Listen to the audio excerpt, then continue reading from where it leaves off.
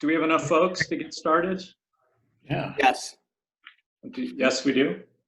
All right, so I'd like to call to order this regular board meeting of the Lake Bluff Park Board, June 22nd, 2020. Roll call, please. Commissioner Beeler?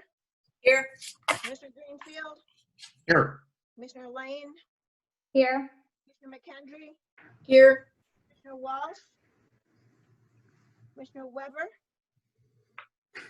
President Mossberger? Here. Can I get a motion to approve the agenda, please? Well, I guess first, Tom and Jim, any changes to the agenda? No. Okay, then can I get a motion to approve? So moved.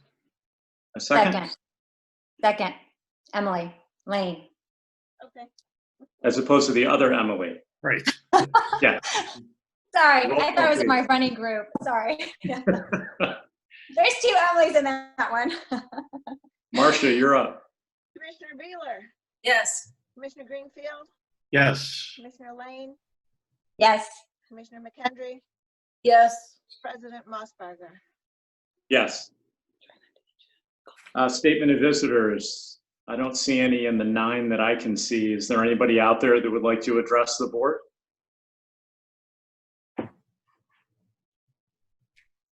All right, hearing none. On to verbal communications, staff.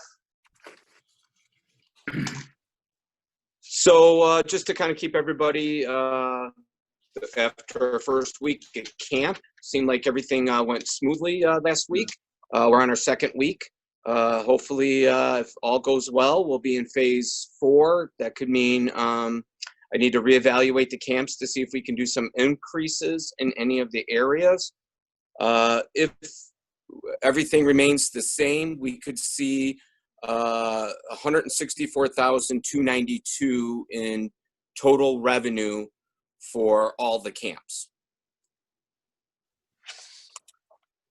So that would be, yeah, oh, sorry. No, I said that sounds good. Is that I don't know what the cost of it all is. I assume that's a net positive.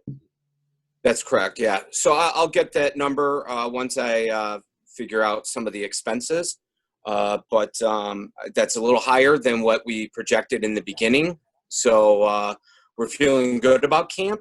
Like I said, things seem to be going well and moving in the right direction. And we just want to make sure that we keep all the kids safe and patrons and parents and staff. So we do have some future programs that we might be able to offer depending on how the school lays out their school year and how the kids will be attending school. So we might be able to recapture some more revenue during the school year. That's great. Nice job by you and your staff and Noah and his team too. It's been a nice start. I saw it in action one day. It was pretty impressive what's going on. So nice job. Thank you.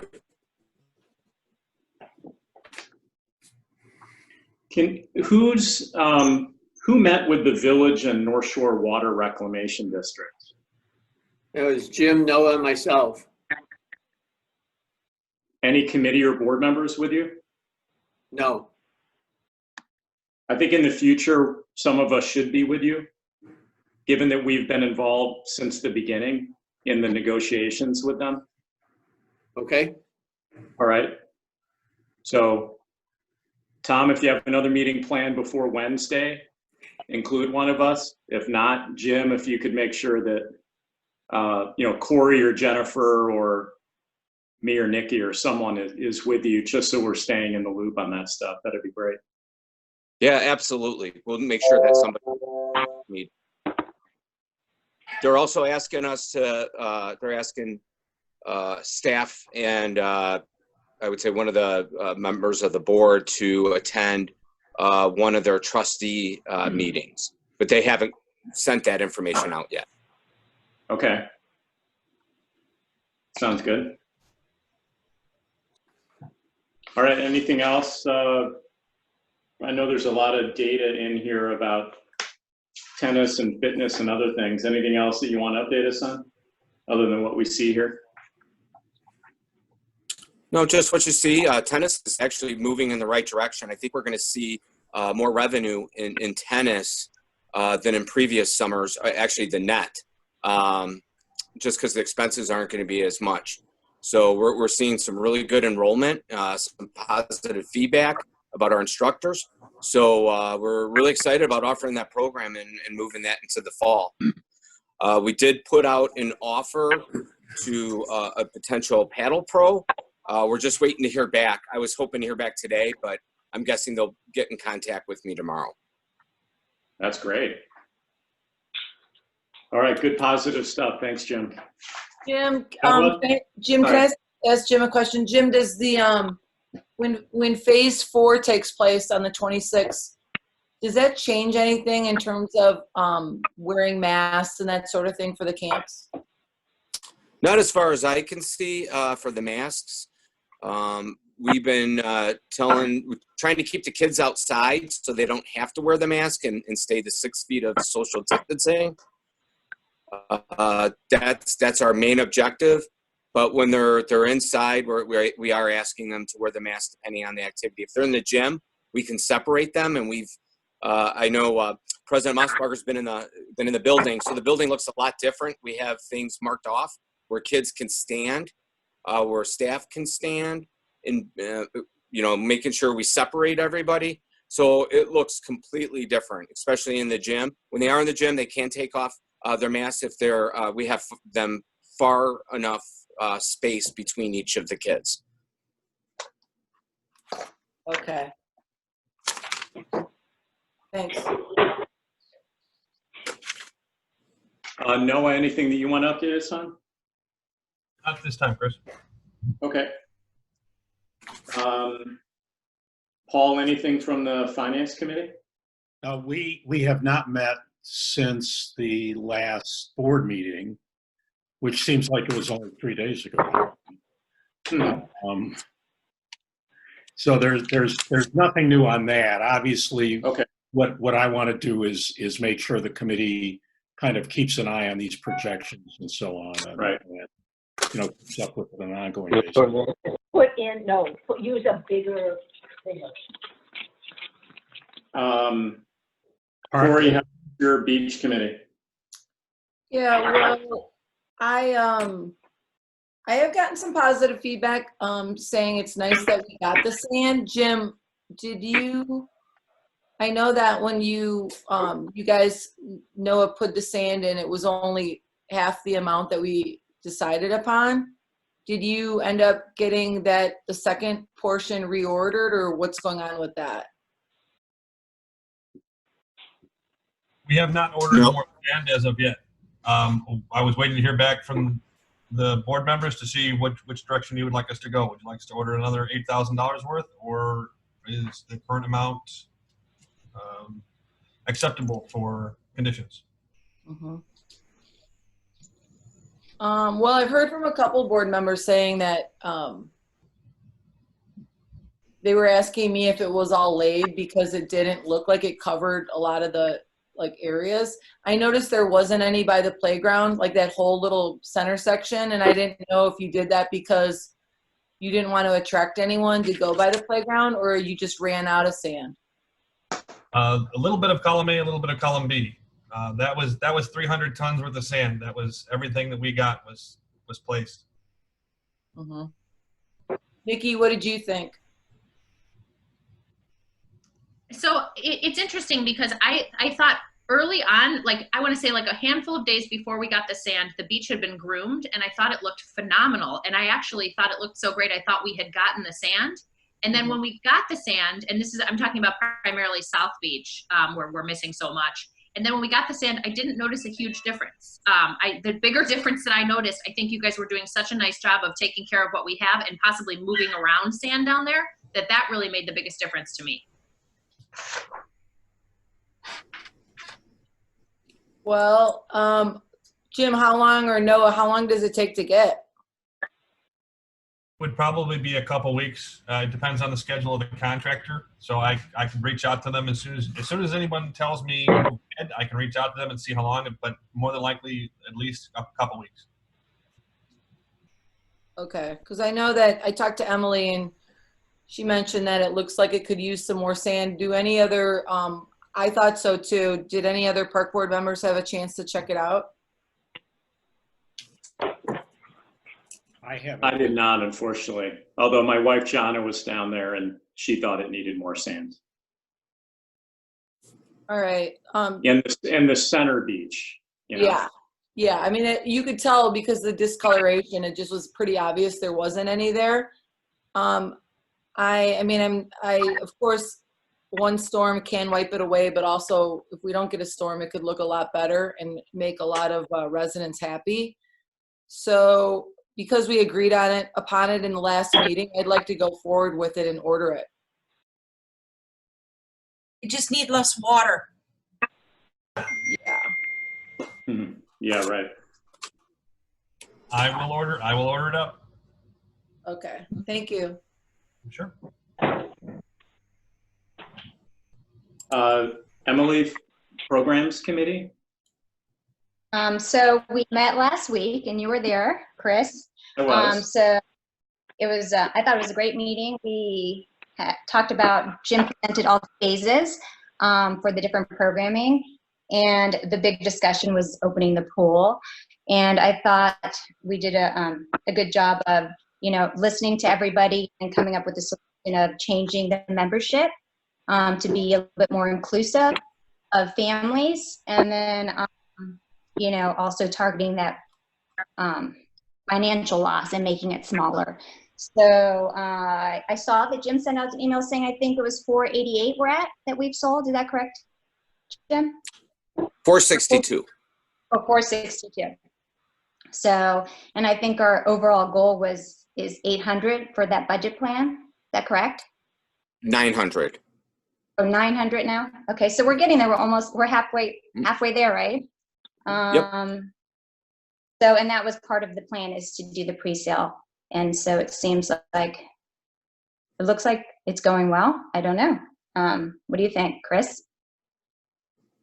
I think that's great momentum. I think when we get to that item this evening on the agenda, we need to decide as a group what is enough for us to agree to open it. Is 450 right now, or 462? Sorry, Jim. Is 462 enough for us to say, yeah, let's go ahead? Do we want to see that number at 6? Do we want to see it at 9? Obviously, we're sort of running out of days here because we're hoping to open by Friday if we're allowed, right, Tom? That's if correct. we get the guidance that we need from the IDPH. So, yeah, we'll talk about that more when we get there. But I did think it was a good discussion at the committee meeting, and obviously well received by the public. To 462 members already. That's great. Friends of the Parks, any update? No other meetings since the last time. Okay. Any other commissioner comments? Do you think that we should maybe run the numbers for wherever we're at, like Wednesday or Thursday, just to see what it would mean for us budget-wise if the number's at 600 or 650?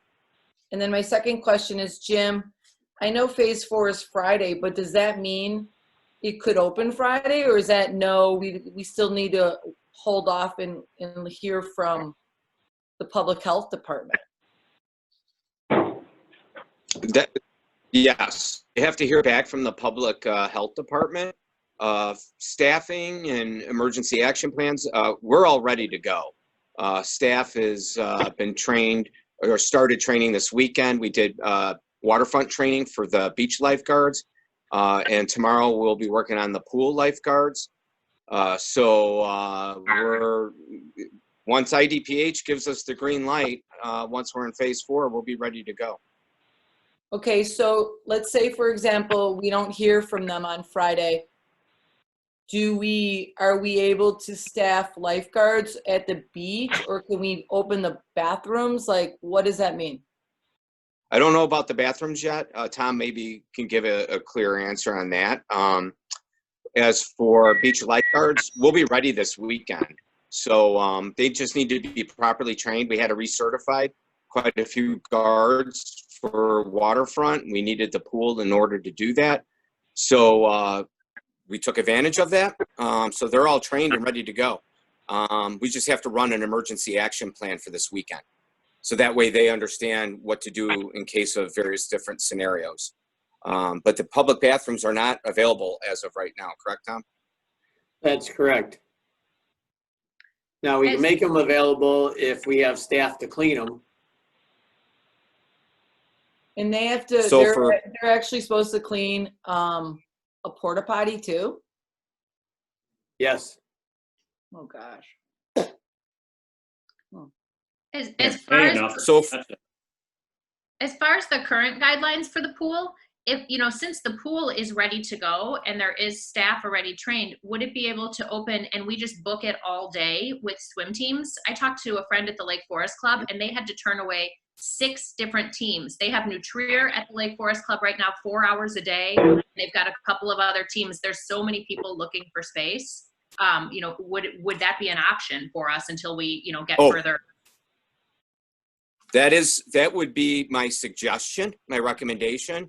We have it's already filled. So right. We have lifeguards. We would charge them for the lifeguards, those that don't have certified lifeguards. Right. So why not take advantage of the pool while we have it? If we're still stuck in phase 3, I talked to staff today about that. Let's get the swim clubs in. Let's do semi-privates and privates. Got it. Let's, you know, move forward with some of that. Cool. That's, yeah, I think that makes a lot of sense. What's the revenue for something like that, Jim?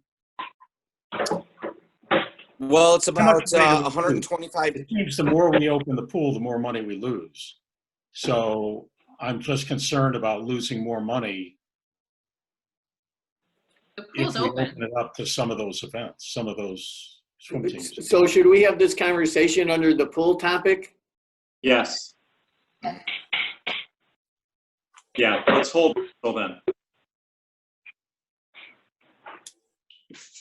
All right.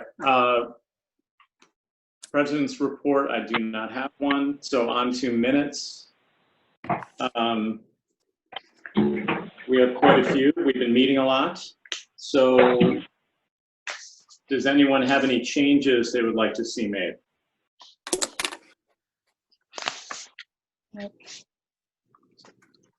If not, could I get a motion to approve all 5 minutes from all 5 meetings? So moved. Second? Second. Marcia, roll call, please. Commissioner Beeler, Yes. Commissioner Greenfield, Yes. Commissioner Lane, Yes. Commissioner McKendry, Yes. McKendry, Yes. Commissioner Welsh, Yes. Commissioner Weber, Yes. President Mossberger. Yes. All right, so we have some payables. Anyone have any questions on what they saw in here? A lot of rebates going on, right, Jim and Tom? Yes. I just had a question about the equipment because I saw the equipment payment for the fitness equipment. And are you going to be moving fitness equipment out? Like, because I remember you saying at the last meeting you were going to have to do like some distancing with the equipment. So are we still doing that, or is that not a plan anymore in phase 4? So phase 4 equipment up at the fitness center, we're gonna mark off. Basically, they're going to put this plastic wrap around every other piece of equipment, and then we're gonna rotate equipment around every other day, so that way everybody gets for upper body strength to lower body strength. So that way the equipment is being rotated. Right now, the spin cycles are downstairs because they've been doing spin outdoors, but that'll come back inside. What's the cost of all that plastic as well as the cost of the, the human resources to actually wrap all that stuff up on a daily basis. It's like throwing a bag over equipment. It's much for staff to do. No, I don't know if you know what the cost was, because I know Micah ordered. I do not have the cost in front of me now. So this is like reusable stuff rather than like a giant thing of saran wrap you put over a machine and you toss out every day. Correct. More like a large okay. roll of plastic, like plastic sheeting.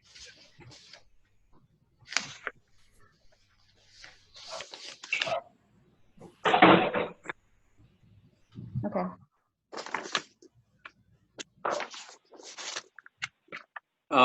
Tom, the only thing I had a question on is, what's the due to foundation? So if we collect money for the foundation, we then owe it to the foundation.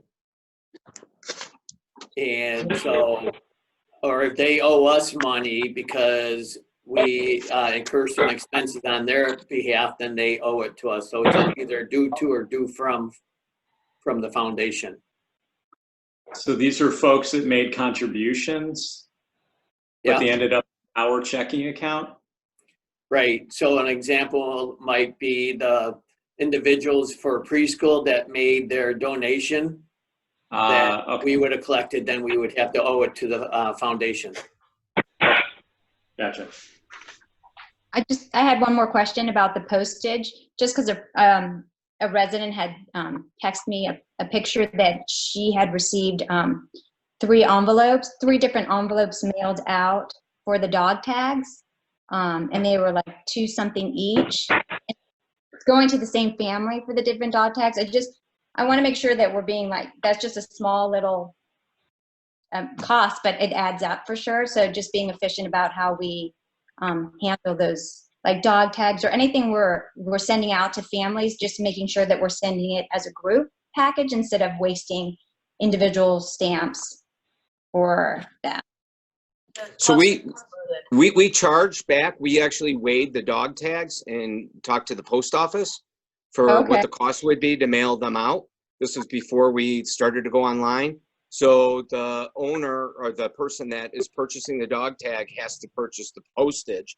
Now they can make an appointment and come in to the office instead of us mailing out the dog tags. But we're charging them back the postage. Great.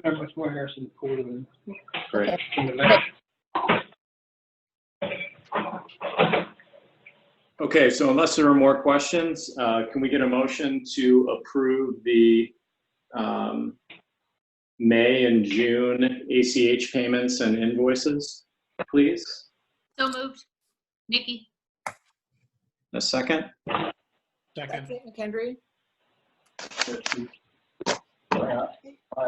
Roll call, please. Commissioner Beeler, Yes. Commissioner Greenfield, Yes. Commissioner Lane, Yes. Commissioner McKendry, Yes. Commissioner Walsh, Yes. Commissioner Weber, Yes. President Mossberger. Yes. Okay, moving to finance, page 54. Tom, you want to lead this off? Sure.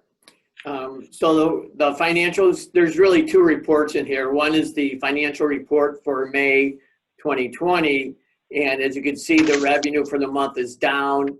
The revenue, or the majority of the revenue during the May, was property tax receipts. We received approximately $150,000 in property taxes, which is a lot higher than years in the past. So that's a good start to that. You'll notice in the financial reports, as President Mossberger already mentioned about the refunds for the program area. So that's how come you'll see a deficit in there for revenues. The second report is projections. And if you remember, the first projections were back on May 22nd, and now these are updated projections. And for the general fund, it looks a lot better, primarily as we're getting a better handle on our expenditures. Staff has done a great job as far as keeping the expenses in line. And as of right now, as of June 16th, I'm projecting the general fund to be right at budget. So that's a great thing. The recreation fund also showed improvements as far as the projections, where initially they were projected to lose approximately 200,000, and now under the new projections, the loss is only gonna be less than $50,000. As you know, it's a moving target. You know, these numbers will change again as we continue to move into phase 4, and we get to see how that affects the park district. You know, just so you're aware, these numbers do not include the opening of the pool, and that's, I believe, about a $26,000 differential based on the projections later in the report. It's also, I think, conservative as far as some of the other revenues. Property tax being collected at 93%, where I believe we'll collect a higher percentage of that. But once again, I'm just trying to be conservative from that side of it. So I don't know if anyone has any questions that I could answer. Hey, Tom, on page 56, under the special revenue fund, the budgeted expense is 135 and the actual is 2,091. Can you speak to that? I'm sorry, on page on page 56, top half of the page, special revenue fund. So in the special revenue fund for the month of May, we are projecting a capital expenditure in there. Yeah. And that was put on hold right now. Is that related to the resurfacing? No, that is related to an SSRA constructing a facility. And Okay. that was going to be our portion. $127,000 was our portion of the facility. Okay, and so that can be seen on page 63, is that right?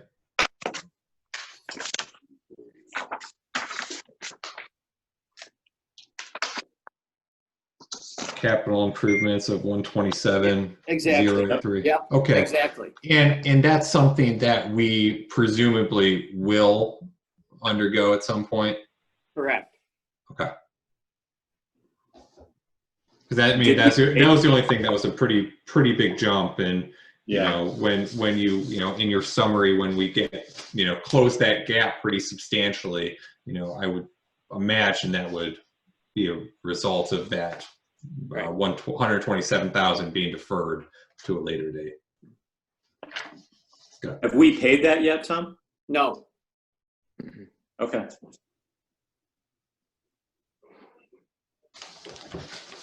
All right, so numbers looking better, which is nice to see. Yes. How have the tax receipts looked so far in June? I'm sure we're impacted by the delay of 2 months for the the first half. Right. So we received 2 payments in the month of June. One of them $700,000 and the other one $628,000.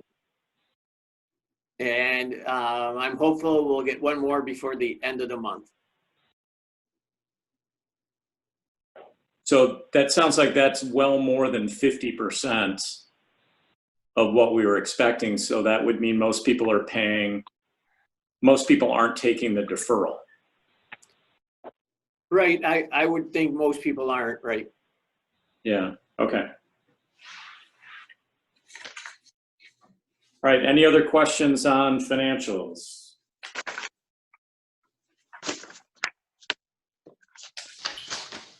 I think it's really useful to see the projections. Me too. And they certainly look a lot better. They're still, there's still an issue. And I think we'll have to address that and be cognizant of it. Yeah.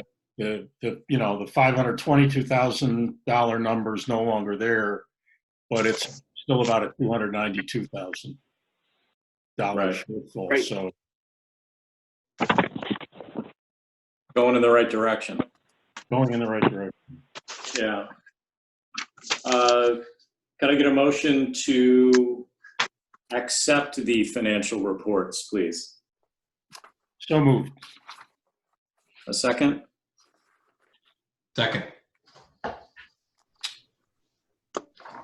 Marcia, roll call? Commissioner Beeler, Yes. Commissioner Greenfield, Yes. Commissioner Lane, Yes. Commissioner McHenry, Yes. Commissioner Walsh, Yes. Commissioner Weber, Yes. President Mossberger. All right, we need to ratify the purchase cards. Sorry, thinking through. Page 72, it's a pretty small dollar amount. Can I get a motion to ratify the payment? So moved. So moved. Second? McKendry, second. And then roll call, please. Commissioner Beeler, Yes. Commissioner Greenfield, Yes. Commissioner Lane, Yes. Commissioner McHenry, Yes. Commissioner Walsh, Yes. Commissioner Weber, Yes. President Mossberger. Yes. All right. We are on to the audit, which we need to accept. Are we talking about the audit? Yes, so Brad Porter from Lauterbach and Amen is on the Zoom call here. And he Yeah, would like to Brad. just give a brief presentation on it. And so I'll just turn it over to Brad. Have Sounds you guys good. met Brad? Have you met Brad before? He looks familiar. Okay. All right. Thank you, Tom. Good evening, ladies and gentlemen. My name is Brad Porter, and I'm the audit manager here on behalf of Lauterbach and Amen. This evening, I'm going to be walking through a couple pieces of required communication as part of the completion of our FY 2019. In the essence of time, I'll be sticking to a lot of the non-financial figures and some of the highlights for the year. So first, I would like to thank Tom and staff for the excellent job well done this year. I know we've had a lot of shifting faces within the finance department. We are very appreciative of all of the time and effort outside the scope of the normal 9-to-5 job that staff has placed on this audit process. Tom, we want to wish you well with retirement volume number 2 here. So, the first piece of required communication that we issue as part of our audit process is a 3-page letter that we know in the industry as a Statement on Auditing Standard 114 letter. This letter can be obtained electronically from Tom and states whether or not we had any disagreements or difficulties that we had encountered throughout our audit process. I am very happy to report no such disagreements or difficulties were noted this year or have been noted in the past. Jumping into the audit report, again, I'm not going to dive too much into the financials. I just want to highlight a couple of the non-financial components of our audit report. The first of which is on page 8. Page 8 is what we know as the Certificate of Achievement Award, which is issued by the Government Finance Officers Association. This award represents the highest form of financial reporting excellence that an entity can receive. Again, there are some additional reporting requirements that staff ultimately needs to meet for this award to be issued by the GFOA. We'll be working hand in hand with staff on the application for the FY 2019 report as well. You'll see these are always reported 1 year in arrears so that we can ultimately submit this new report that you're looking at to the GFOA for receipt of the award. Moving on to page 11 and 12, you'll find our Lauterbach and Amen letterhead here. This is what we know as the Independent Auditor's Report. We like to consider these the most important pages within this audit report. So if there's one thing you can take away from tonight, it's that the district has received an unmodified opinion for fiscal year 2019. You'll see that at the bottom of page 11 in the opinions paragraph there. An unmodified opinion states that we believe the financial statements are free from any material misstatement and that there are sound internal controls in place over the financial reporting function. So again, kudos to all that played a role in the audit process this year. It's certainly an accomplishment. I did want to point out to the board, beginning on page 14 is what we call the management's discussion and analysis section. And that is simply what that is.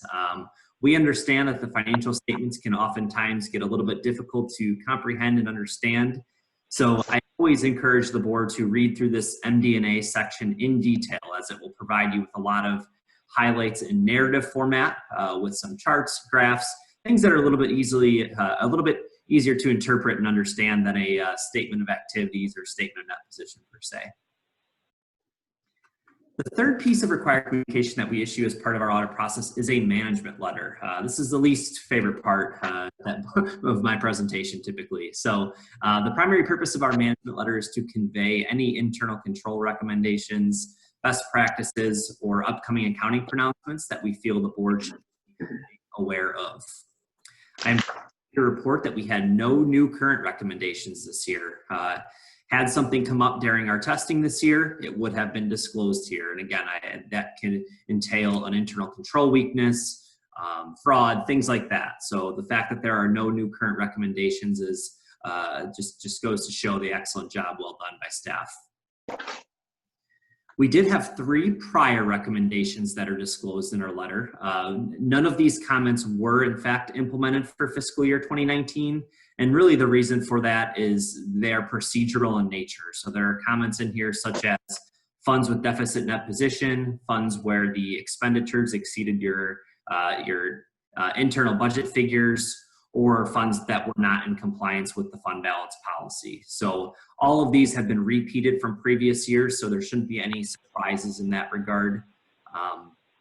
So we will continue to assess each of these comments on an annual basis to determine whether or not there is improvement in the right direction, or whether or not we're kind of staying stagnant in that regard.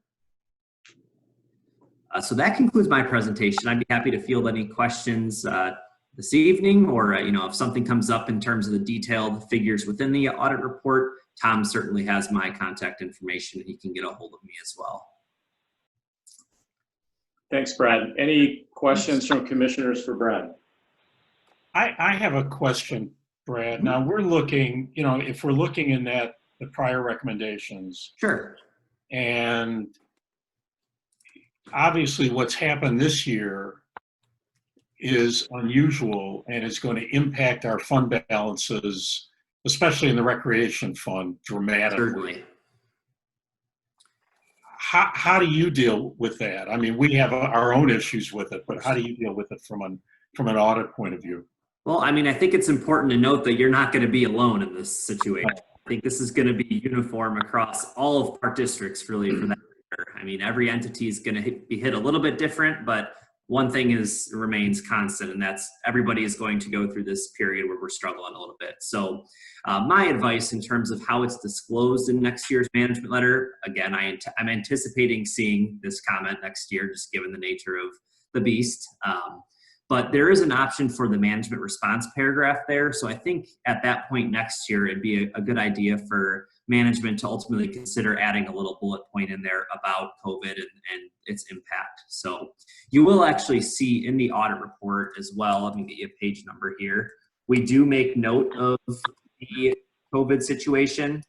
That is on page 71. So we have it as a subsequent event, essentially saying that as of the date of our audit report, the financial impacts aren't necessarily known at this point, but it is worth adding. Obviously, it is a subsequent event that impacts financial figures moving forward. So we did disclose it on page 71.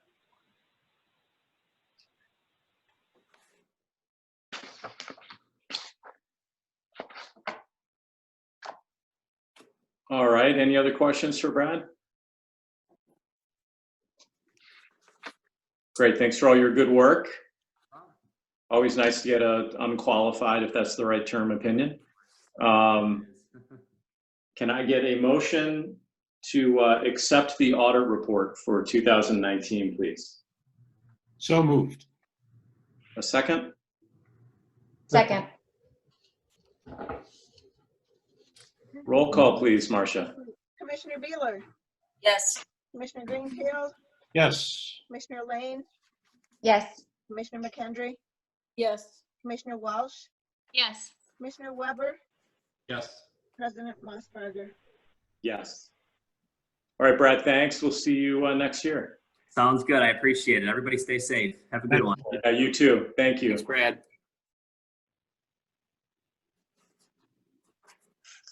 All right. Our next guest, Eric Anderson. What great news do you have for us tonight? Good evening. Well, we do have some great news for you. This evening, we did conduct the bidding for your bonds earlier today. We sent this out to about 33 different banks across the country and in Illinois. We did receive just one bid, and that came in from Lake Forest Bank and Trust Company. Some of the other reasons that investors that were sent these packages didn't bid was either due to the size being less than $1 million in a couple of cases, and then for banks that don't bank you, they're preserving their capital for their own customers. However, Lake Forest Bank and Trust bid a rate that we thought was right on the market. And so favorably, when you only receive one bid, you question whether or not you received a fair market bid. And indeed, we do think that this is right on line with our expectations. We had shared some information last week, and this came in just a touch under that. So we are pleased with that. And notice that the amount is a rather odd amount. It's $889,000 with $14,500 of cost of issuance. Then the district would receive for capital project purposes $874,500. That would occur on July the 9th of this year. On the page number 3 that I sent around earlier today, your limited park bond structure is what we're populating here. And we've consumed the next 4 years of that. You may recall we tried to do this in February with a sale of limited park bonds, and we did not receive any bids at that point. With this particular issuance now, we'll go out all the way through levy year 2023, meaning that the next time that you'd be able to issue debt is in late 23 or early 24. So this is an impactful financing in terms of the length of time that those finances need to last for. And on the next page, on page number 4, you see where I provided a graph of what your debt service extension base headroom looks like. And right now, just doing a little advanced planning, looks like the next time, if you stick to that same 4-year retirement schedule, you'd be able to issue about $500,000. But again, we're looking forward several years. Lots of different things will impact that amount. But just from the standpoint of how important this financing is, at the $889,000, this is rather impactful to your capital project funding program. At this point, I'd be more than happy to take any questions as to how the sale went or any other questions that the commissioners might have, please. Eric, that rate's locked in as of today, tomorrow? Once the Board of Park Commissioners accept the bid and award the transaction to Lake Forest Bank and Trust, and you're doing that by way of adopting the ordinance, at that point, the bids are locked in. That is correct. Okay. I know we've talked a lot about the bond issuances. Scott, you weren't a part of a lot of those conversations. Do you have any questions? No, I don't. I'm just kind of been doing a little bit of research on that today, and I mean the rate seems, competitive. So seems in line to me too. So nice work, Eric. You only got one bid, but you got a good one. We did. Yeah, we had a conversation with them on a regular basis as we approached the sale. So that was a good outcome. Great. Would someone like to make a motion to approve? Yeah, so there's a script on page 87.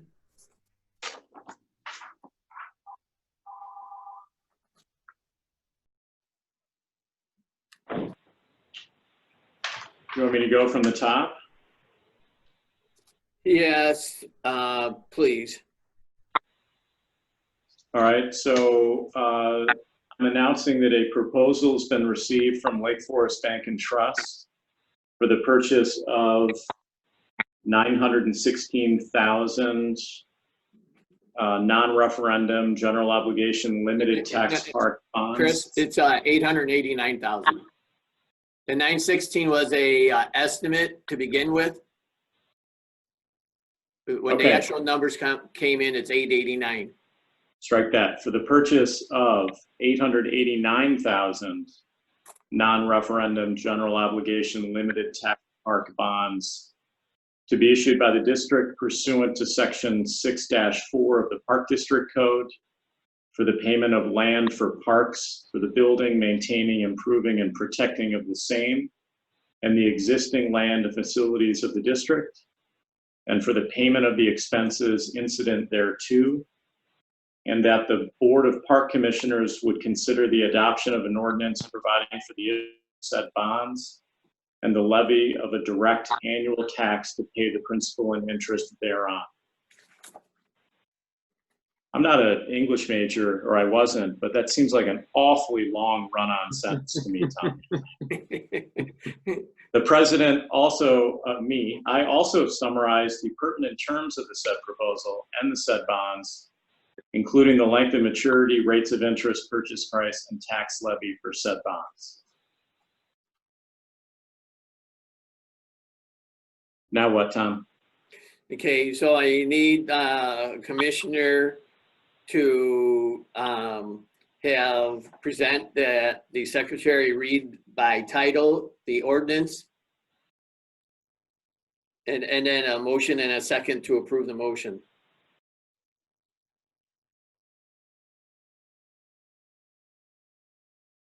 Do you need someone to read that next part? Yeah, Jim will read the ordinance since he's the secretary. Jim, I emailed that section to you today. Did you get that? You're on mute. You're on mute. All right, so should I present that to Jim? Sure, that'd be great. Great. All right. I would like to present to the secretary of the board an ordinance. An ordinance providing for the issue of $889,000 general obligation limited tax park bonds, Series 2020A of the Lake Bluff Park District, Lake County, Illinois, for the payment of land condemned or purchased for parks, for the building, maintaining, improving, and protecting of the same in the existing land and facilities of said park district, and for the payment of the expenses incident thereto, providing for the levy of a direct annual tax to pay the principal and interest on said bonds, and authorizing the sale of said bonds to the purchaser thereof. Okay, so now we need a motion. Correct. All right, I move that the said ordinance as presented and read by title be adopted. And we need a second. Second. Thank you. Marcia, roll call, please. Commissioner Bueller, Yes. Commissioner Greenfield, Yes. Commissioner Lane, Yes. Commissioner McKendry, Yes. Commissioner Welch, Yes. Commissioner Weber, Yes. President Musburger. Yes. Anything else, Tom, or we're good? We're good. Great. Eric, thank you very much. Hey. Thank you, folks. Thanks, Good Eric. evening.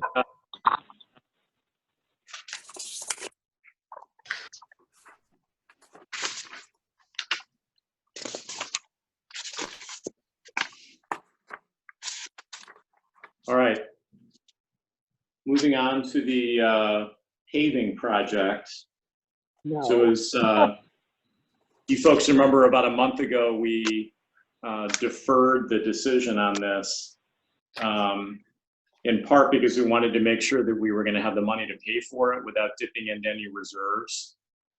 So the thought was that with the first dollars we receive from the bond ordinance that we just approved, we would use those dollars to cover phase 1 of the asphalt project. So that's why we're seeing this right after the bond ordinance. I know we've talked about this in great detail. Does anyone have any additional comments, questions, concerns? It's all the same as it was at the last meeting? Yes. Yeah, it lays out, I thought the renderings on 121 were pretty good, laying out what's going to be covered. It's certainly the worst sections.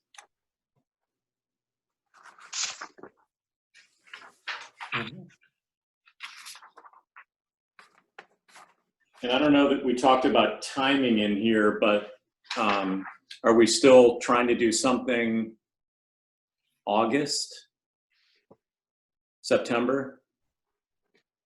Yeah, I believe it would be in the early fall. I think a lot of it depends on timing, weather, and what happens with our programs and the school.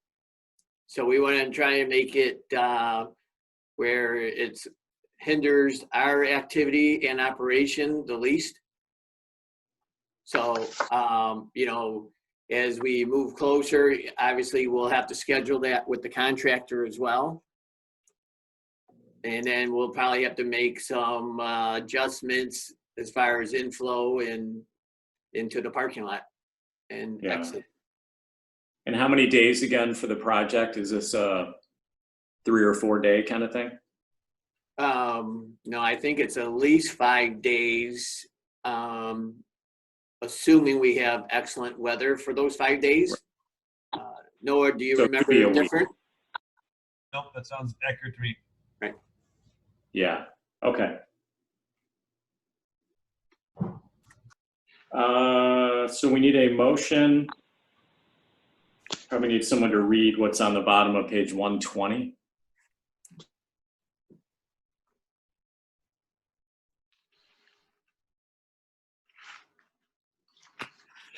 I will. I move that we accept base bids 2, 3, 4, 5, and 7 from All Star Asphalt with the total amount not to exceed $152,532. Do you want a separate motion, Tom, for the, thanks, Paul. Do you want us to put them both together, Tom? No, separate, please. Okay, so roll call, Marcia? Commissioner Beeler, Yes. Commissioner Greenfield, Yes. Commissioner Lane, Yes. Commissioner McHenry, Yes. Commissioner Welsh, Yes. Commissioner Weber, Yes. President Mossberger. Yes. Nikki, you want to cover the second motion too? Sure. So I also move that we authorize a 15% contingency for $22,880 for the Blair Park asphalt project at the discretion of the executive director. A second? Second, Beeler. Yep. And then a roll call, please? Commissioner Beeler, Yes. Commissioner Greenfield, Yes. Commissioner Lane, Yes. Commissioner McHenry, Yes. Commissioner Welsh, Yes. Commissioner Weber, Yes. President Mossberger. Yes. All right. It'll be nice to get that done. Onto the pool.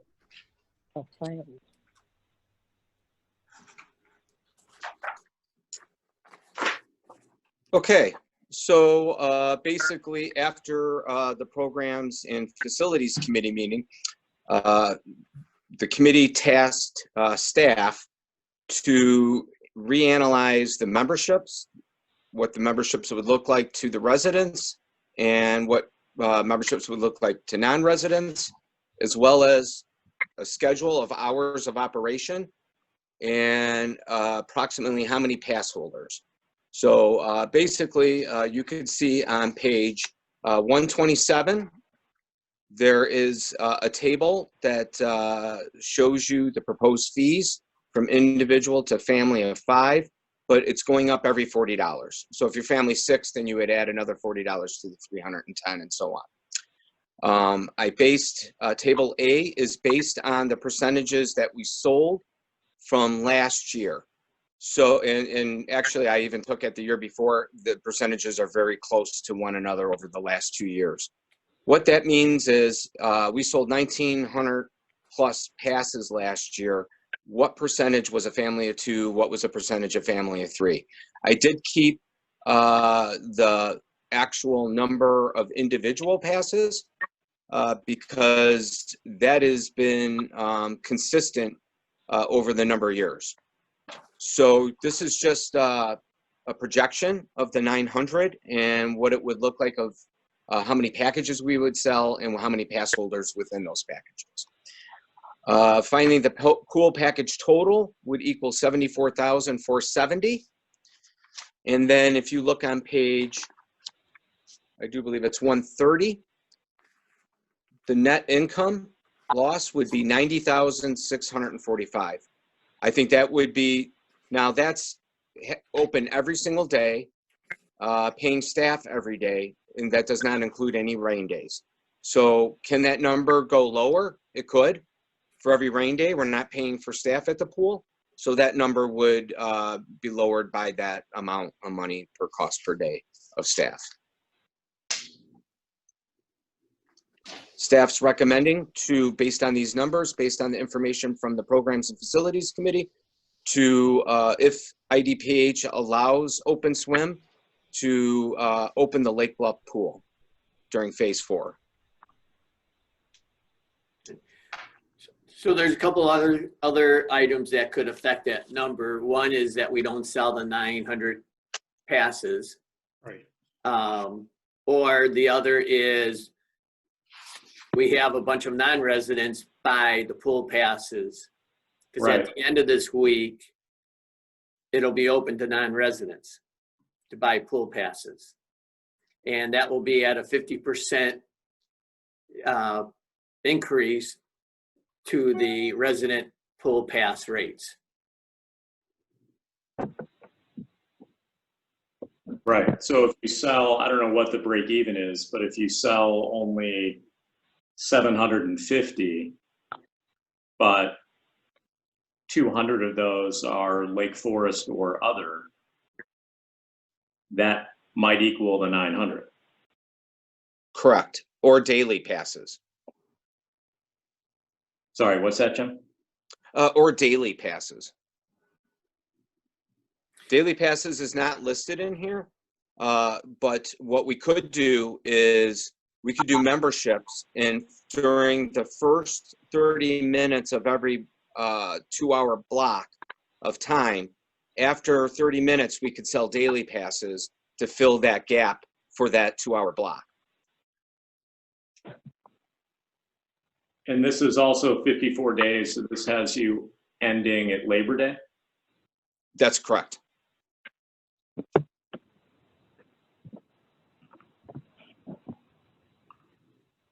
Or before Labor Day? This has you ending at when school starts or something? It should be through September, I think September 7th is Labor Day. I'd have to look. But if you add all the days, but that could change depending on the school, as we discussed.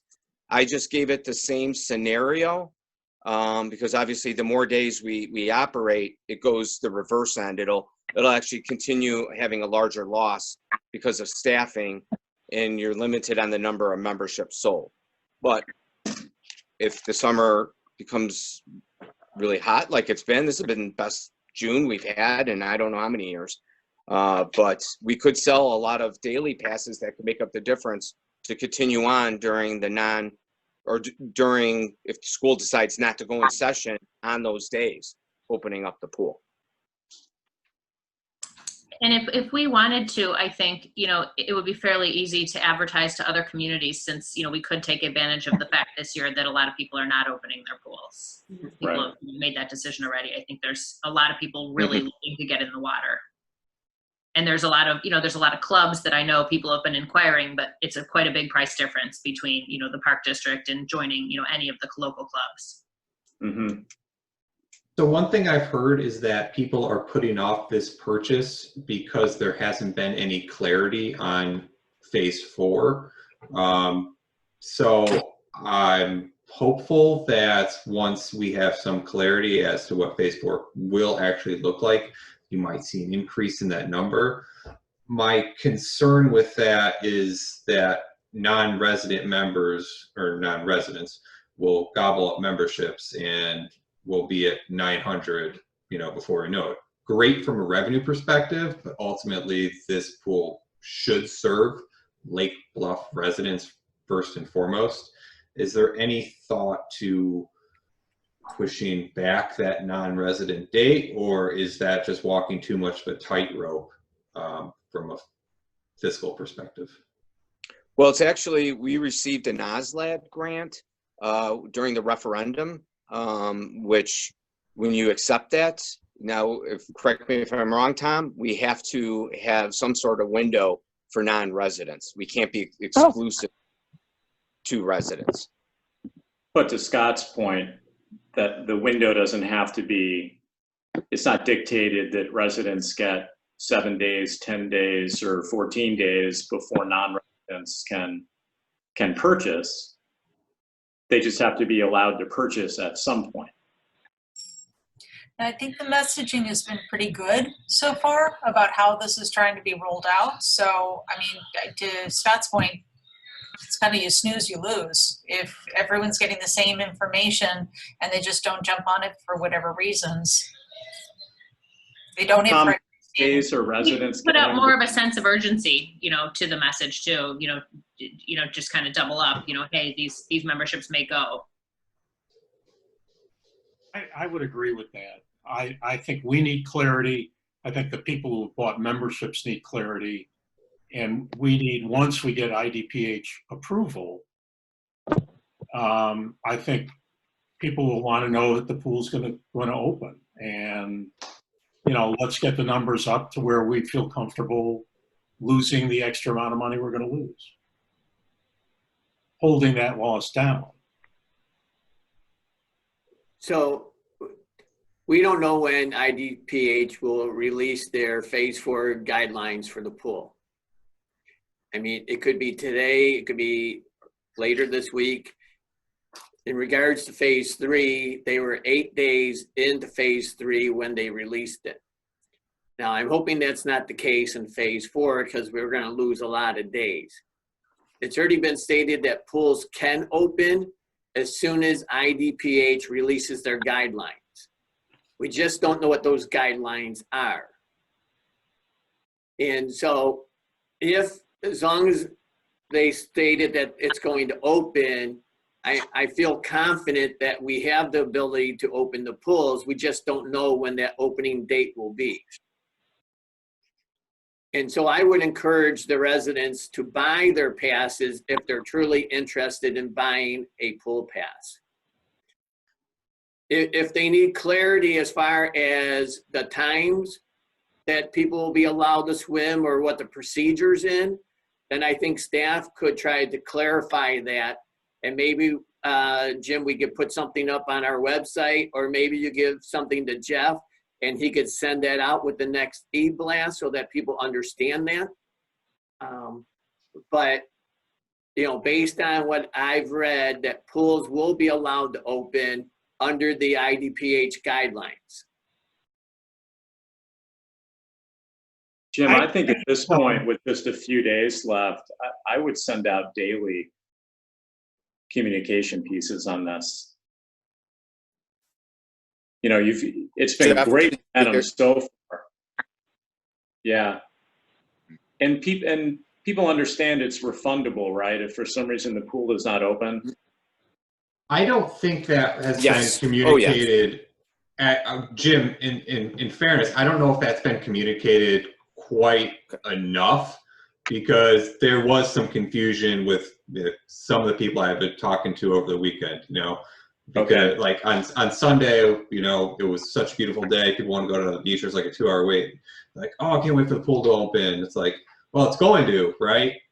But they're like, I don't know if I want to spend the money, yada, yada. So I do think, that can be maybe communicated, yeah, on a daily basis. You know, we do have phase 4 guidelines. Hopefully IDPH can follow what Restore Illinois has put forth. But yeah, if we can just kind of put that together, I think it will kind of get people around the fence to actually, you know, purchase memberships. Hopefully. So do we have, Definitely. do we have? Yeah, I can. Go ahead, Jim. I was just going to say, Jeff, let's make sure we're putting that communication out on a daily basis, along with what our time for, like the hours of operation would look like. I have been answering quite a few of those emails, and people have been calling me personally and asking. So I do agree with you, Scott. I think we need to give a little bit more information to them. And then at the bottom, Jeff, of the communication, and it solely should just be the pool. And we put in there that all, you know, we'll put some disclaimer that they'll get a refund. So we make sure that we cover that communication.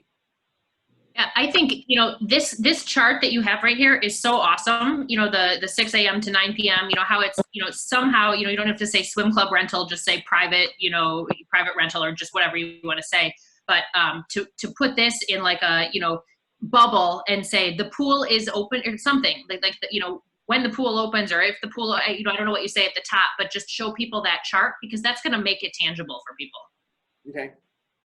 Can we offer something though? I mean, if you are going to possibly refund, can we put that same kind of lovely language at the bottom when people purchase that if they don't want to have a refund issue, that they could always donate it to the park district for the swimming pool or for the beach or something?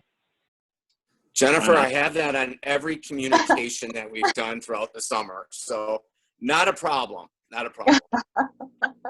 Jim, I had a question about your numbers. If we go from the 26th of June through Labor Day, that's 74 days, not 54 days. So you can't count some of the days because those are school days. If the school goes in session, I lose college students as well. So it's actually 54 days because they don't work during the weekdays. We struggle getting lifeguards. So the 74 days is the true number of calendar days. Okay. The 54 days is the subtraction of the school days if they went back into session. So that's the difference between the two. And using what school? Using what school start date? The Lake Bluff school? It's a combination between college kids and the Lake Bluff or Lake Forest High School students. Northwestern's on a quarter system. Emily's kids could work through, you know, September 15th or something, probably. Yeah, it's true. They'll be available. School doesn't start till mid-September. They're ready. They want the hours. One lifeguard and one do everything guy. That's right. They have two, one for each. Yep.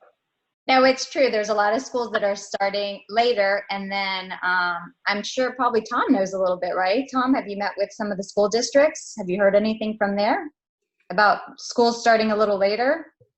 Well, they don't know when they're going to start. They're still waiting to get their guidelines as well.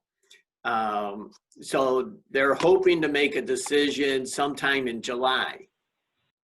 What's going to happen in the fall with the schools. Yeah, a lot of the college kids, though, are starting mid-September. I will say already, we're not seeing with the number of lifeguards, some of the kids have already backed out. And that it's going to be a concern, whether it's COVID, whether they got another job. We heard a couple got another job somewhere else where they're going to get paid a little bit more, not as a lifeguard, but at other places. So it's going to be a challenge once we get into mid-August, just like every year when we hire these lifeguards, is just try to keep both facilities open between the beach and the pool. So I would base the information on just the way that our seasons have been, and we can always change. You could always go and add days. It's harder to subtract days. So as we look at our finances through the pool operations, and we start filling the pool even with dailies and memberships and trying to figure out what number are we really going to base things off of on capacity, because that could change too. That could be in favor of us because we know we have a large footprint. So things could change really quickly over the summer, and that may change our mind to keep the pool open for additional days all the way through Labor Day. Jim, I know that there's a lot of college graduates that don't have jobs too. So you might be able to, if you need more guards.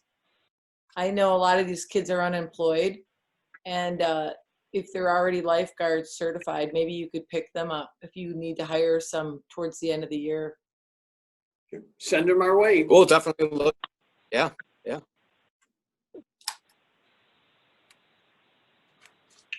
All right, so are people feeling comfortable enough to vote on this at this meeting? I know the numbers are kind of a moving target.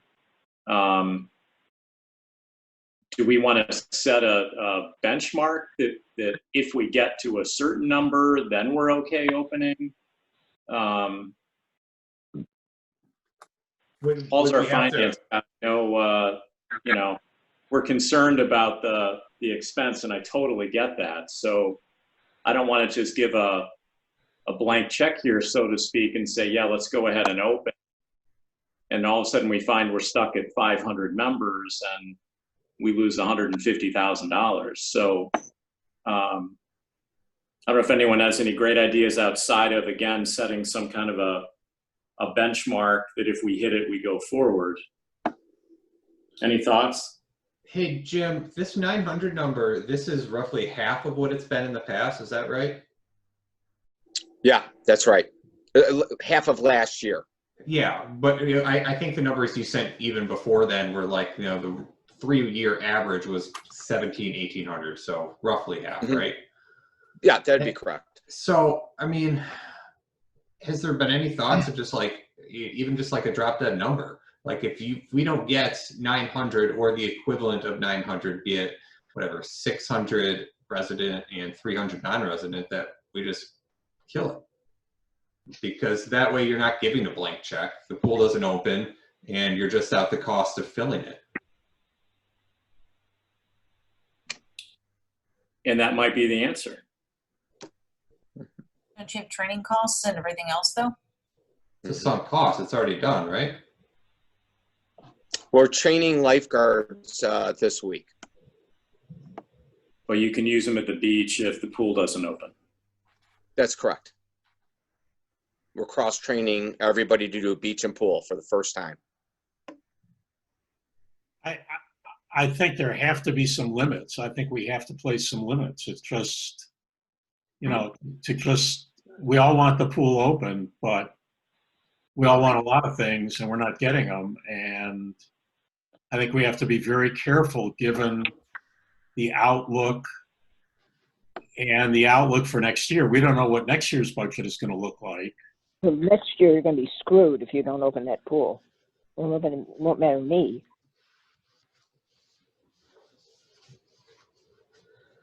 So how do we propose making the benchmark to everybody of a kind of a, if we don't get it, it's not happening kind of thing?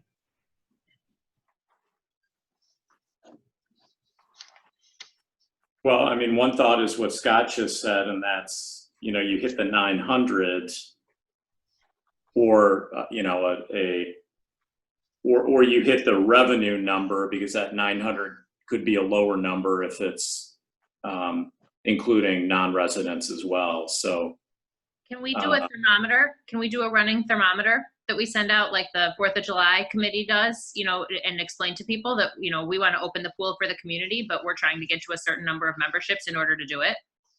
I think that should be in that daily communication piece. Yeah, and just have the you know, thermometer go up. Mm-hmm. I think we can look at a revenue target, and when we hit a certain number, we say, you know, whether it's residents or non-residents, that we open up the pool. I agree, but I think to communicate it to the people who are buying the memberships, you know. Absolutely. Yeah, okay, got it. Absolutely. Yeah, absolutely. I like that idea, Nikki, but maybe it should be memberships or this dollar amount. Maybe some people are like, hey, I'll pitch in more money. I really want the pool to open. Maybe it's a dollar amount or this amount of passes of Guest pass. Yeah.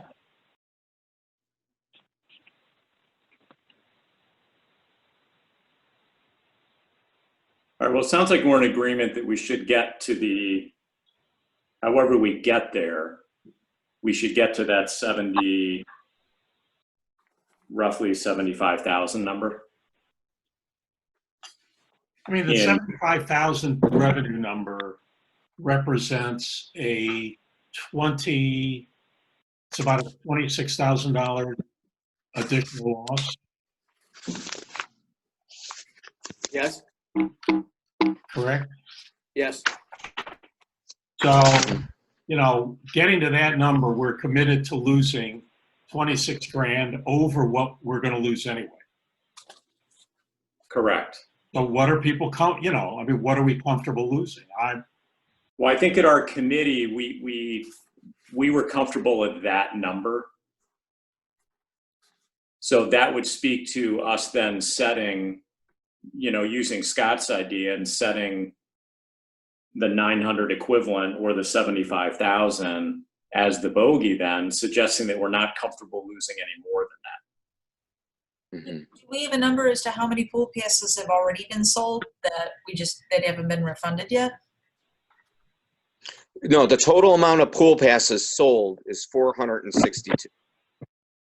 Is what, Nothing. Jim? 460 have been sold to date that you're holding on to right now that haven't been refunded. Correct.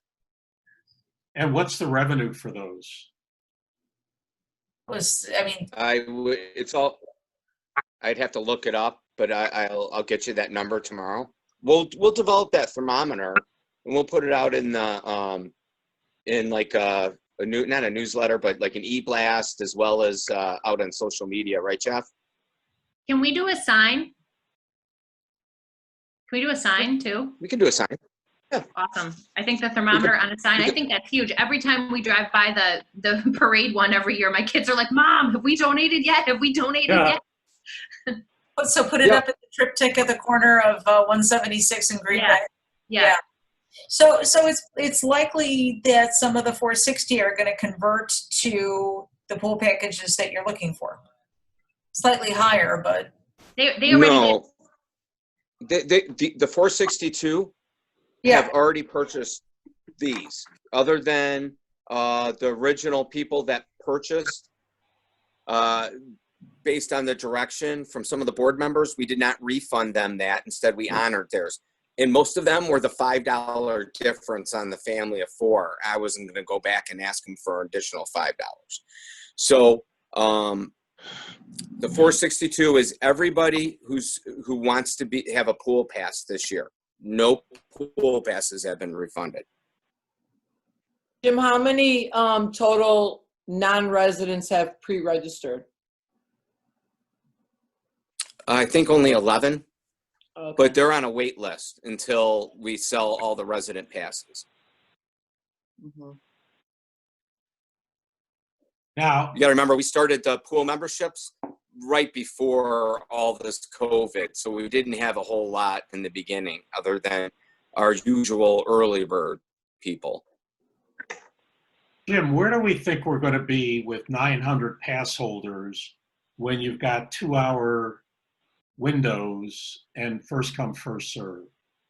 Do we think we can handle that with the attendance in previous years? Yes. Yeah, I feel very confident of that. I think we've taken a look at a lot of things about our pool and the top pool. The tricky one is going to be the top pool more than the main pool, but there's a couple things. One is with the top pool, everybody has to pay to get in. So in the past, no one did. So that increases the number of pass holders than we actually truly had last year. So if you included all those children that were 3 and under, our pass holders would be well over 2,000. Okay, so that's number one.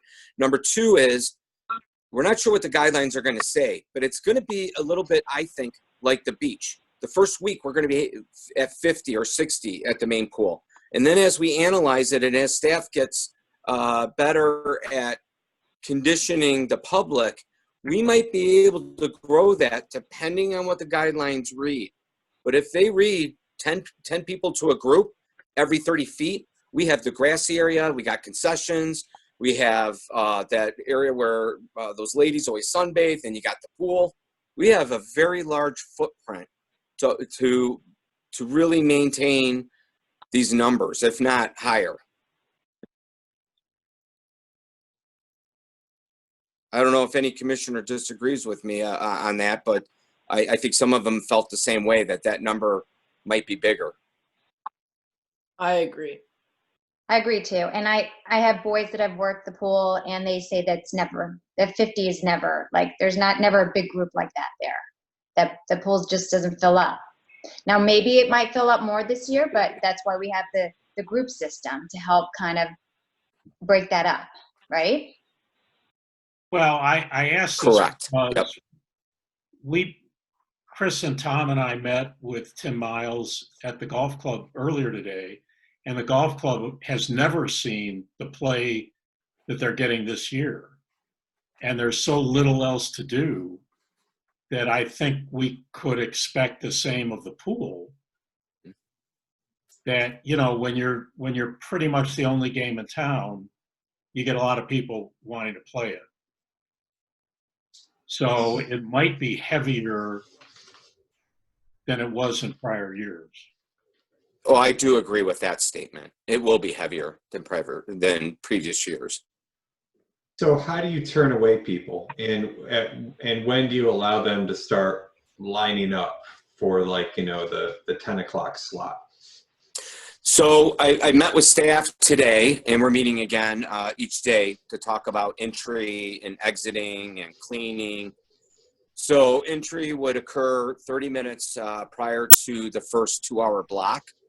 They would get, right now we're discussing just giving them a ticket. And that ticket, when they come in, once we hand out all the tickets for the capacity of the main pool and top pool, then we want to make sure we avoid all this gathering of individuals. So if there's a long line, then those others would have to leave at that point. Those can come in. If we don't fill it at that point, we wait 30 minutes and then we open it up to the public for daily admissions. We figured this is the easiest way to handle the volume of people. And so, you know, we talked about pre-registering people. We talked about all different formats. We all agreed we felt this was the easiest solution to get people in and out of the pool. Don't you agree, Tom? Yes. So you would turn pass holders who paid, you know, several $100s for the year away, and then 30 minutes later, you'd let people in for a daily pass? No. No. You're only letting the daily admissions is if you didn't fill the capacity levels. Okay. We want to maximize. Effective each pass 2 hour holder would be if the pass holder came 45 minutes after, you know, the 10 o'clock start, wanted to come in at 10:45 and was turned away because we just let 15 daily pass people in. But I don't know how we can really manage that. They'll come at 10 o'clock next time. Don't you think?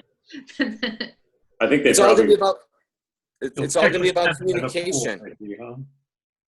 We're going to have to communicate this over and over and over again. Jeff, this is where we're going to need your help. And we need to let people and educate them and try to get those members who purchase, or the memberships that were purchased, getting them there at the beginning of the first time slot, or every 2-hour block of time. So that's the key. I don't think we want to turn around or turn away anybody, but also, if we don't fill the capacity, I feel like we should sell something to somebody to take advantage of the pool. That's more revenue coming in. That's more utilization. I think it's we can decide, like we did in previous years, if that's a resident buying a daily pass, then they can turn in their number of daily passes for a membership. So if a resident who does not have a pass comes at 10:30, for example, and they buy a daily pass. They're in the pool for an hour and a half, and they have to get out to disinfect. Now, when they get back in line, they're waiting an extra 30 minutes because now the pass holders get to get in before them. Correct? That's correct. Okay, so it's incentive really for them to purchase a pass at that point if they're available. It's an incentive for them. And let me ask you a second question. If I walked in with Molly and I said I'm going to the pool, but I'm not swimming, are you counting me as one of the 50? Yep. Yes. Yeah. You're taking up space on the deck. Yeah. Right. But for you, Corey, the deck, maybe we'll let you in. I mean, you will see. I will not even have a bathing suit on, I swear. But here's the thing. Yeah. The thing is that we're saying there's plenty of deck space. So what about moms and dads that aren't swimming?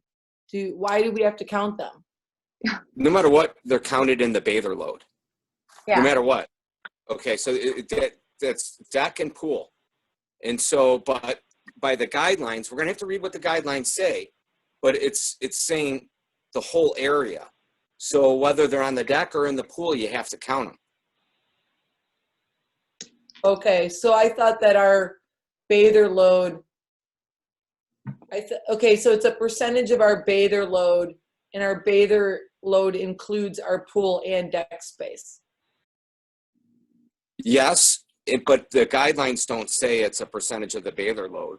We're not sure what the guidelines are going to say. They could say a capacity of 50.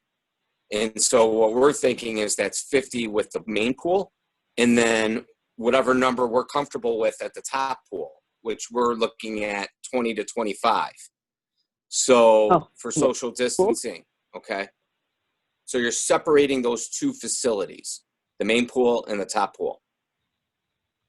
Now, the guidelines could come out and say it's a gathering of 10, and then 30 feet, you can have another gathering of 10. Then that's different than the 50 because we have a bigger footprint, like I said earlier, that you can fill more than 50 people with those type of guidelines. We just don't know what it's going to read. It's going to be one or the other, or maybe it'll be both. I don't know. Well, I wish it was a percentage because I remember from that study that we had done years ago when we were going to build a new pool, the consultant came back and said we had one of the largest pools in the state of Illinois. And I know our bather load is huge for this area. It's one of the largest, if not the largest, on the North Shore. So a percentage works so much better in our favor than just a random 50 people because we know that our pool is just so much bigger and it can hold so many more than that. Yeah, but there's no way the Department of Public Health is going to make the number higher, right? And we're talking about semantics here. You know, we're not going to know until, you know, the guidelines actually do come out. Well, the only thing I'd say about that is they're doing a percentage of 25% of a restaurant's capacity. It's the same common sense that you would use towards a pool. It's 25%. Now you're speaking in rational terms. The state of Illinois doesn't operate in common sense, Corey. Come on. Yeah, But to your point, I'm reading it right now. It's like indoor recreation, for example, to operate at lesser of 50 customers or 50% of facility capacity. So, I mean, I think we'd all like to see it, you know, the higher of the numbers. I just am very skeptical that will actually occur. Jim, you mentioned communication earlier. Is there a way to notify pass holders once a 2-hour time slot has reached capacity via text or email? That's a Jeff question. Jeff, does ActiveNet have that capability? Yes, we can let them know when we reach the maximum. Someone's just got to notify us from the pool. Can they sign up for text alerts or something then? We had budgeted for a program called Textedly, but that kind of got put on hold when this whole thing started. So how would they be notified then? Via email. I think we'll look sign into up for that one. Jeff? Sorry? Would they have to sign up for that? No, Okay. So then everyone would get that email. correct. And if we sell out at 2 o'clock and then sell out at 12:30, they're gonna get 2 different emails.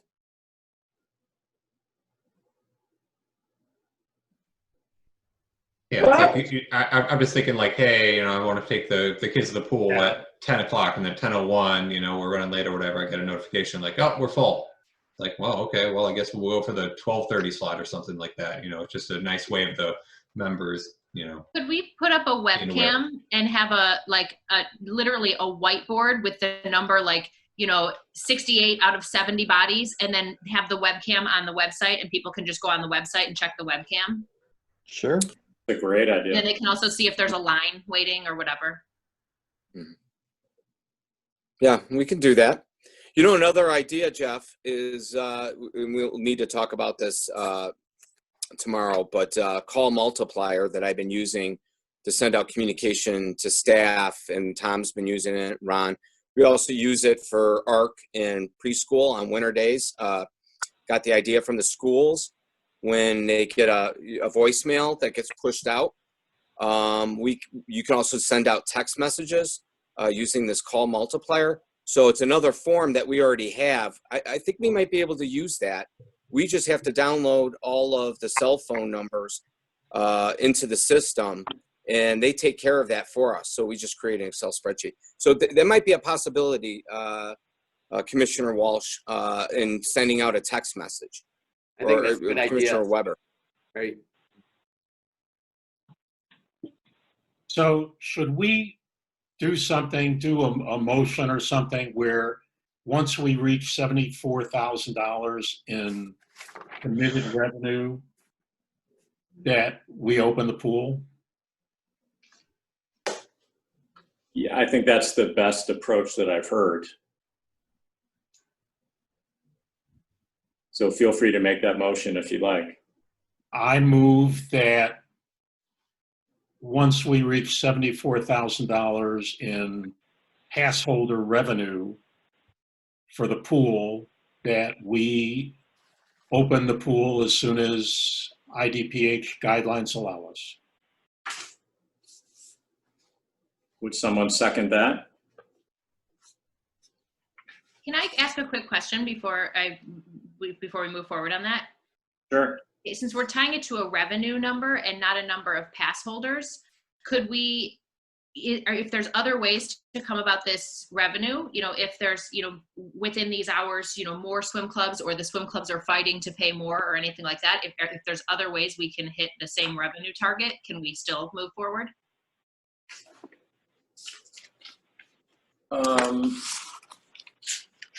Potentially, I'm just trying to find what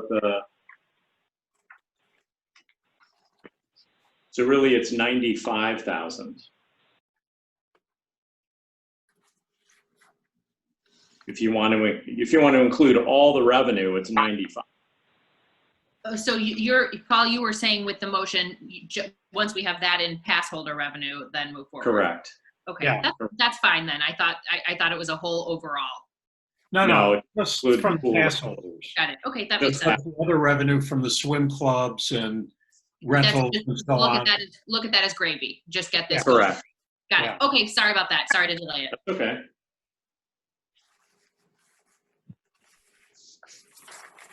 But we still need a second.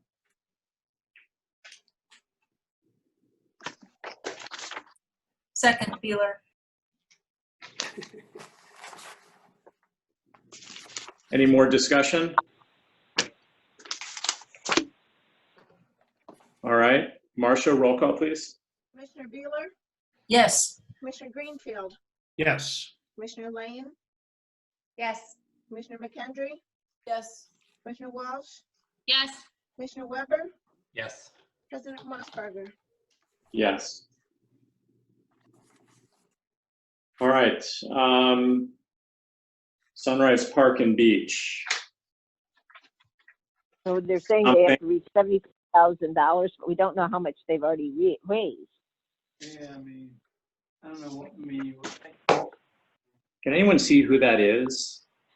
No. It'd be Who's great if they talking? would mute themselves.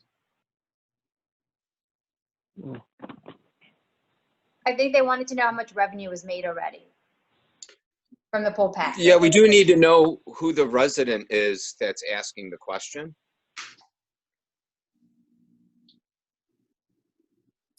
Can you state your name? 847-400-6852. Yeah, this is Ellen Peter, and I'm actually a non-resident, but I was wondering, I didn't know you could hear me. I've been listening in because being a non-resident who's already bought a pass, I'm a concerned party. I don't quite understand how much income you've taken in. Do you see? Right. We've Hello? sold 462 passes. Yes. And what would that generate for income? It was stated earlier. Yeah, I'm sorry, I must have missed that. I've been writing it down, but is that the, We actually didn't give the number. We only gave the number of, just because we don't have that number handy. Jim needs to calculate it. I see. But in order to open, you are saying you wish to get $74,000. Of in- membership sales, correct. Mm-hmm. And you're not exactly sure how much of that you have already achieved. Well, we're 462 of 900 memberships sold, so we're assuming that we're roughly halfway there. So that would be about 36 or 37,000. 37,000, let's call it, correct. Uh-huh. Okay. Good progress, a little ways to go, but we're making good progress. So Jim, you're going to, I'm sorry. I was just saying I'm one that hopes you make it, so. Oh, me too. We all do. Thanks for your support. Well, I like your idea of the thermometer. I think that might be a good one. The poster with the thermometer. Yeah, those always seem to work. They also work nicely, as we learned with the Golf Association. They work better when you start already at 50-something% than start at 10%. So, yeah, so Jim, you're going to do the thermometer, put some kind of a email or some notification out on a daily basis here through Friday. And will the non-residents know that as of Saturday or whatever the date is, that fine? Oh, you got cut off. Yeah, sorry. Will the non-residents know when they can start buying? Yes, that was in one of the communication or several communications. Yeah. Okay, great. Can I jump in there as a non-resident? Because I do have up to date. I was told that because I had bought a pass, in March, I would be called on Thursday and updated as to my status. At present, I'm on hold. I'm one of the 11 people. And then it was my belief that non-residents would be able to purchase on Friday. But that I don't know for sure, since it really didn't. I've already bought a pass. So Jim, why don't you call her, maybe tomorrow, and give her what details you can give her at this point and kind of what that process is going to look like going forward here this week? Absolutely. Great. Okay. Marcia, how far did we get? Did we vote? Yes, we did. Yes, we did. Uh-huh. Okay. So let's move ahead then to the beach. Tom, thank you for your work in getting that extension, buying us some more time that we desperately needed. So nice work there. Thank you. And you shared with us the latest, maybe not absolute final, but the latest rendering by Cliff, along with some of the cost numbers that he has come up with. Correct. Yeah, you know, there on the drawings, there's a few things that needed to be changed on here. But thought that it was important to discuss it at this level. I know the committee has discussed it a couple of times, and we really need to try to finalize what we want to accomplish with this grant money so that we could continue to move forward, because time is critical. And, you know, things don't move as fast as you would like. As we go through the village process and then the bidding, because you have to put together their bid specs, send it out, analyze it, and then do the work. So that's how come I think it's important for us to discuss it at this level. And if we can't reach a decision, then take it back to the committee and try and finalize it. But I truly believe by the end of July, we really need to have a final plan, you know, to keep on schedule, because, you know, keeping on schedule is going to be extremely important. And I know Cliff Miller is on this Zoom call, and he'll be able to answer, you know, all our questions. I know George has a number of questions still, but we really want to try and finalize it. So I don't know, you know, if any of the commissioners or, you know, had any questions on this. You know, our grant was 350,000, and you take a look at the numbers, obviously that number exceeds the 350, and that is a concern. You know, I mean, either we need to make some cuts, or the park district needs to say, you know what, we're willing to commit some extra dollars. Now, there's a number of items you could put in there as alternates that will, you know, if the bidding doesn't come in favorably, then you just say you don't accept those alternates.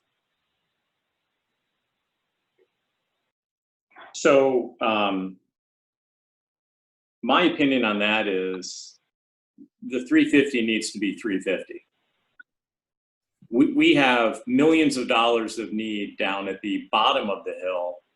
I'm not interested in spending extra dollars beautifying a path or something up at the top of the bluff.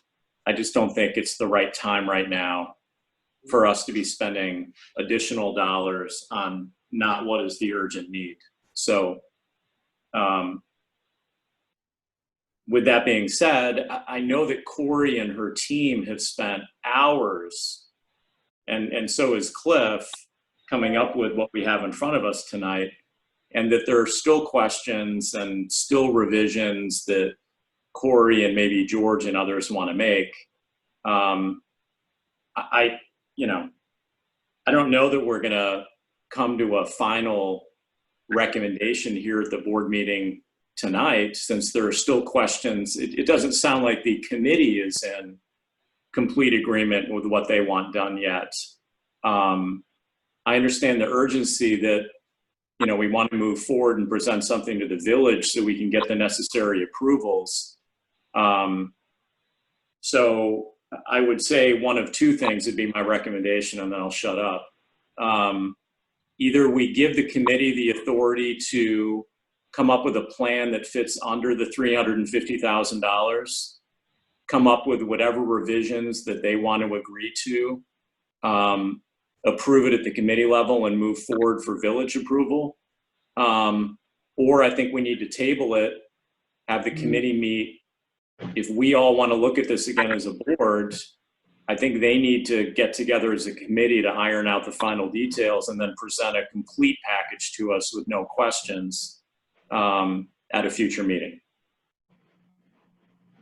I don't know if anyone else has a different suggestion, but those are the two I'll throw out.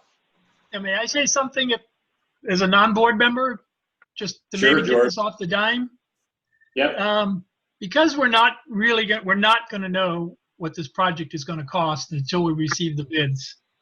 It makes perfect sense to me to authorize Cliff to start the design for all the work elements that are shown on the list, including the optional items. And granted, the total right now, based on Cliff's numbers, is a little over 400,000. If we bid it with alternate bids, when we actually have the numbers in hand, we can then simply not do some or all of the alternate items. But if we try to slice out alternate items now, if Cliff has overestimated the cost of the project, we're going to leave money on the table. This is a grant. No match required by the Park District. We should use every dime of this grant. And the way to do that is to actually design a project that's going to cost, that we think is going to cost more than the $350. So I don't think we need to get into the, or I would recommend to the board that you not get into the details and the nuts and bolts, and that you go ahead, as long as everyone agrees with the conceptual project. I mean, the money has to be spent on access. It's an access grant. It has to be spent on the paths and the stairs and the entryways.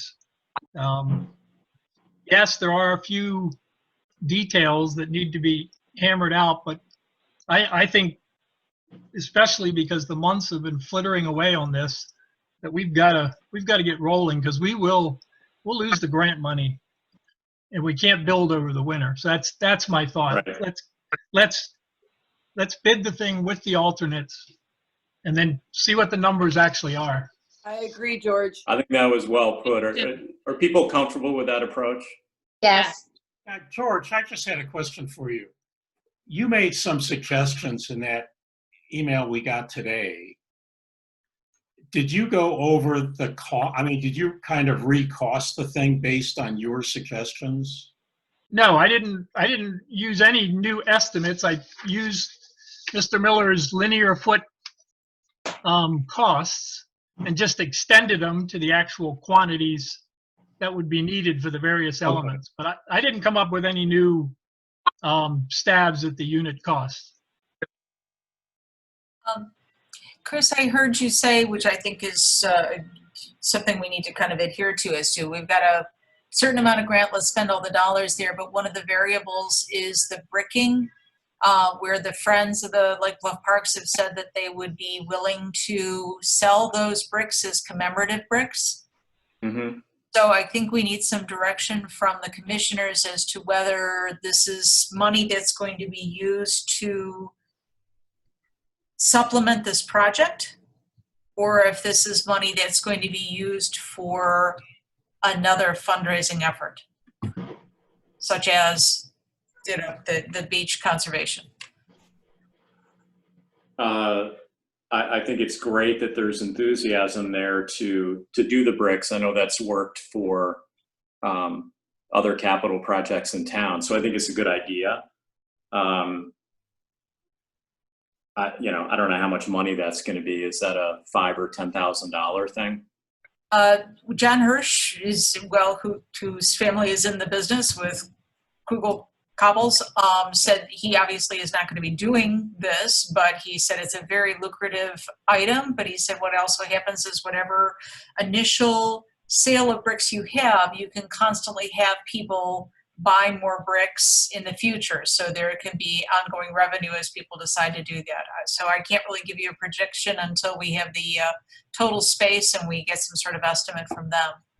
But well, I think it could be held in reserve for, I mean, whatever money is raised could be money for the beach, and whether that's beach money that's spent on some of these optional items that we won't be able to afford in the 350, or it's spent down below. Yeah. I mean, I think it could be spent on the beach. Okay, so the directive is just it's used for the beach rather than used to supplement additional items that may come up from this project and when it goes out to bid? I would like to keep it as general as possible. General, okay, so beach, but not saying specifically what it's for. That would be my thought. I don't know if anyone else has a different idea there, but I think it helps us to keep it more general.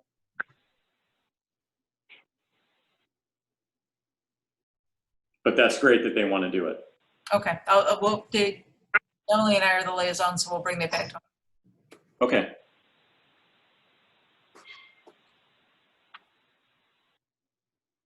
Everyone else fine with George's idea that we approve this in concept tonight, so that the committee can move forward. I think that's a good idea, and continue making progress here. You know, we'd hate to lose momentum like we already have, lose momentum again, and find ourselves in the same predicament next year where we actually lose this money because we couldn't get our act together. So if everyone's good with that, if someone could make a motion other than George, that would be great. All right, I move to recommend that we approve the revised plan for the beach. Second. Roll call, Marcia? Commissioner Beeler, Yes. Commissioner Greenfield, Yes. Commissioner Lane, Yes? Commissioner McHenry, Yes? Commissioner Walsh, Yes. Commissioner Weber, Yes. President Mossberger. Yes. Okay, I think that's it for business. There was an article in here. Was that the only? Oh, and then the beach article. That was from a while ago, March 5th.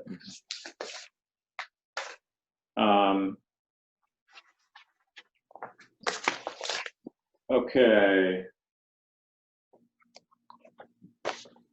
I guess we're good with the executive session, right? To move into that? Yes. So I know it's always Nikki. It could be somebody else. We need You know to what, I don't read have- the. Yeah, my sheet is not right in front of me. Wait, where is it? Emily has the sheet, I'm sure. And I've got it. I can do it if you want. Emily, go for it if you want it. I don't know where that part is that you read. I don't see it in mine. Okay, I can do it. So I move that we go into executive session for discussion of the meetings lawfully closed under the Open Meetings Act, whether for purposes of approval by the district of the minutes or the semi-annual review of the minutes as mandated by section 2.06 per 5 Illinois CS 120-2 C21, and also for the appointment, employment, compensation, discipline, performance, or dismissal of an employee pursuant to section 2C1 of the Open Meetings Act. Second. Who seconded it? Who was the second? Thanks, Nikki. Emily. Who was the second? Emily. Lane? Lane? Got it. Okay. Roll call, please. Commissioner Beeler, Yes. Commissioner Greenfield, Yes. Commissioner Lane, Yes. Commissioner McHenry, Yes. Commissioner Walsh, Yes. Commissioner Weber, Yes. President Mossberger. Yeah. 8:22. Okay, See we you are, guys in the next meeting. yep. See you in a minute.